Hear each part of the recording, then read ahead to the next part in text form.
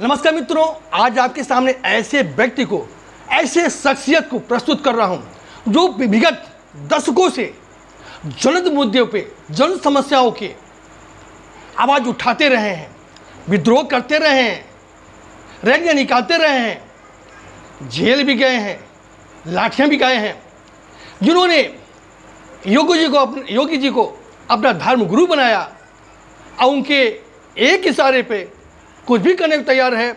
ऐसे भाई जिला प्रभारी विश्व हिंदू परिषद के भाई राधाकांत वर्मा जी का हार्दिक स्वागत और अभिनंदन है। धन्यवाद आपको। आपकी जो पहचान है ये है कि आप ज्वलंत मुद्दों पे चर्चा करते हैं, उठाते हैं और हाईलाइट रहते हैं।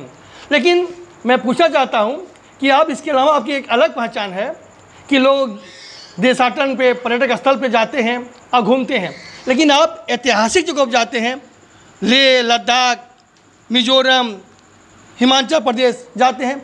ऐसे आप पिछली बार कहाँ गए और क्या उद्देश्य था? देखिए, अभी हम गए थे राजस्थान, जयपुर के से हम लोग गए।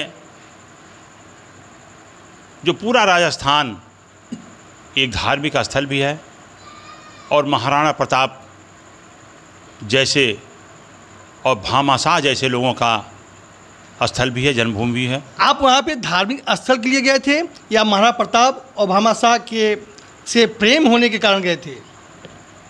वहाँ पर एक नाथ द्वारा मंदिर है जिसे कहते हैं श्री नाथ द्वारा। वहाँ पर भगवान श्री कृष्ण जी का बाल स्वरूप मंदिर है, जिसे कहा जाता है कि मीराबाई जब भगवान कृष्ण जी से उन्होंने प्रेम किया और सब कुछ उन्होंने न्यौछावर कर दिया, उस मूर्ति को वहाँ पर उन्होंने स्थापित कर दिया जो श्री नाथ द्वारा के नाम से मशहूर है। और जब मुग़ल साम्राज्य आई, भारत के अंदर सारे मंदिरों को तोड़ रही थी, तो उस वक्त भी मुग़ल साम्राज्य उस पर चढ़ाई किया, लेकिन वो चढ़ते ही आँख से उसको दिखाई नहीं देने लगा और वो आँख का अंधा होने लगा। उसकी बेगम ने कहा और उसके जितने भी थे लोग भागने लगे, तो बेगम ने कहा कि प्रभु आप उनका आँख वापस कर दीजिए, हम आपको हीरे का चढ़ावा चढ़ाते हैं। और आज इसी वक्त अभी मैं दर्शन करके आया हूँ, उनके डोंढी के ऊपर हीरा लगा हुआ है और रात्रि में जब उसको हम पूरी बिजली को बंद करते हैं तो उस हीरे के द्वारा उनकी पूरी चेहरे का दर्शन होता है। एक अनोखी चीज़ है, एक अनोखा जगह है। उस बाद मैं उदयपुर गया। उदयपुर महाराणा प्रताप के 27वें वंशज उदयपुर में रहते हैं, सिटी पैलेस। अच्छा, महाराणा प्रताप की 27वें वंशज हैं, उनके रहन सहन कैसा है, कुछ बताएंगे उसके बारे में? जी, हमने तो देखा भी ऊपर से सिटी पैलेस में, क्योंकि वहाँ 350 रुपये टिकट लगा के गए, देखे भी, तो उनका आज भी जो रहन सहन वो राजघराने की तरह से ही है। लोग आज भी जाते हैं, देखते हैं और मुलाकात भी करते हैं। इसके साथ मैं पूछना चाहूँगा, क्या महाराणा प्रताप जी की कुछ स्मृति शेष हैं वहाँ पे? जी हाँ, चित्तौड़गढ़ में जो चित्तौड़गढ़ है वह दुर्ग है, यानी कि किला है। उस पर जो है वहाँ पर महल है उनका पुराना, और जो सिटी पैलेस है वहाँ पर महाराणा प्रताप के जितने भी शस्त्र हैं, जितने उनके वर्दी थे, ये सारा चीज़ म्यूजियम में रखा हुआ है। इसको लोग देखने जाते हैं, बहुत अच्छा लगा हमें। इसके साथ आप लेह भी गए थे। लेह जाने का क्या आपका उद्देश्य था? देखिए, लेह भारत का एक, जैसे कश्मीर है, कश्मीर बाद लेह।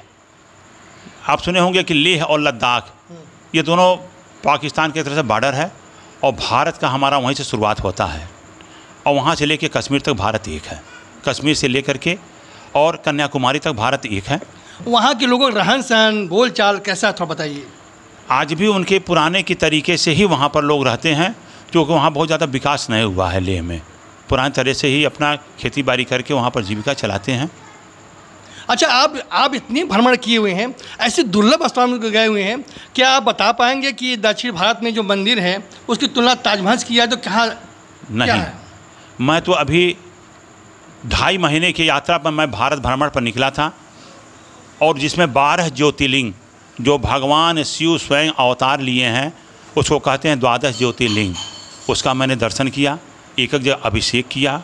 और दक्षिण भारत में तो ऐसे ऐसे मंदिर हैं कि ताजमहल तो कुछ है ही नहीं, इतनी विशाल विशाल मंदिर। आप इतने शिवलिंग देवलिंग जो भी कह रहे हैं वहाँ भ्रमण किए हैं, आप इतने धार्मिक प्रवृत्ति के व्यक्ति हैं, क्या कोई श्लोक सुना पाएंगे शंकर जी के बारे में? जी, शास्त्रों में लिखा है कि सौराष्ट्रे सोमनाथम च श्रीशैल मल्लिकार्जुनम उज्जैनिया महाकालम मोडकारमलेश्वरम परलैया वैद्यनाथम च डाकिनिया भीमा शंकरम सेतुबंध रामेश्वरम नागेश्वरम दारुकबने वाराणसी विश्वेश्वरम त्र्यंबके गौतमी तटे हिमालय तु केदारनाथम धूष्मेश्वरम शिवालय यदादि ज्योतिर्लिंगामि सायंकाल प्रातः पठन्नर सप्त जन्म कित पाप समर्पण विनश्यते। इसका अर्थ ये होता है कि द्वादश ज्योतिर्लिंग का सिर्फ स्मरण मात्र से ही 7 जन्मों के पाप का नष्ट होता है।